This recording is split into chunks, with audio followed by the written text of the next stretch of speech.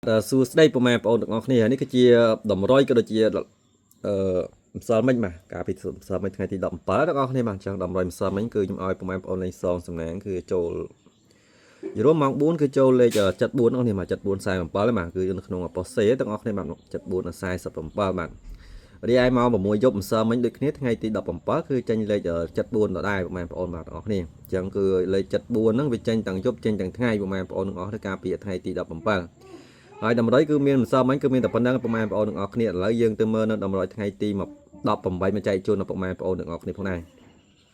ហើយក្នុងឆាតម្សិលមិញក៏បានចូលដែរអធិស្ឋានទាំងអស់គ្នាបាទបានចូលទេបាទទាំងម៉ោង4ក៏ដូចជាម៉ោង6នេះទាំងអស់គ្នាតម្រុយថ្ងៃទី18បាទគឺខែ5ឆ្នាំ2025ហើយខ្ញុំសរសេរជាខ្មៅដៃពុកម៉ែបងប្អូនអធិស្ឋានមែនតើទាំងអស់គ្នាបាទ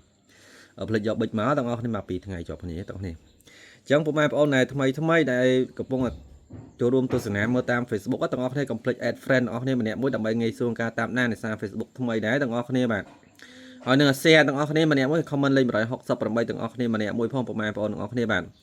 អញ្ចឹងលេខអុកខ្ទង់នៅថ្ងៃហ្នឹងគឺមានខ្ទង់60ហើយនឹងខ្ទង់40ទាំងអស់គ្នា60គឺមានចំនួន2គ្រាប់គឺមានលេខ65ហើយនឹងលេខ67ទាំងអស់គ្នាបាទរីឯ40វិញគឺមានលេខ46 47ពុកម៉ែបងប្អូនទាំងអស់គ្នាអញ្ចឹងលេខត្រឡប់ខ្ទង់60និង40មានដូចជាលេខ56 76 64 74ពុកម៉ែបងប្អូនទាំងអស់គ្នាអាចធ្វើការលេងសងសនាបានព្រោះលេខខ្ញុំអត់តូចហ្នឹងពីលេខហ្នឹងបាទលេងតែចាក់ត្រង់នឹងត្រឡប់បានហើយពុកម៉ែបងប្អូនដែលថ្មីទាំងអស់គ្នាអ្នកអត់តន់ដឹងពីរបៀបលេងតម្រុយរបស់ខ្ញុំទាំងអស់គ្នារីឯលេខធំគឺមានចំនួនតែ2គ្រាប់ទេបាទលេខធំទី1គឺ346គឺពុកម៉ែបងប្អូនលេងចាក់កូននិងលេខធំទី2គឺ144ពុកម៉ែបងប្អូនទាំងអស់គ្នាលេខធំ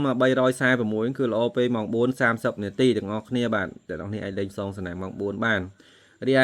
144នោះវាល្អនៅក្នុងម៉ោង6យប់ទាំងអស់គ្នាប៉ុស្តិ៍ខាងក្រោម BCD ទាំងអស់គ្នាបាទហើយកុំភ្លេចរងដាក់ចូលពូ A ផងទាំងអស់គ្នាបាទ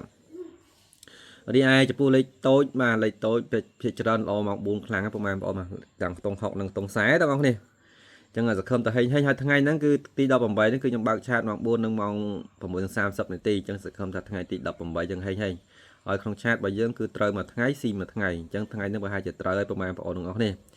ចឹងជូនពរហេងយើងកុំ like និង share comment លេខ168ទាំងអស់គ្នាម្នាក់មួយដើម្បីទទួលលាភទទួលជ័យទាំងអស់គ្នាពីខ្ញុំបាទផងដែរបាទ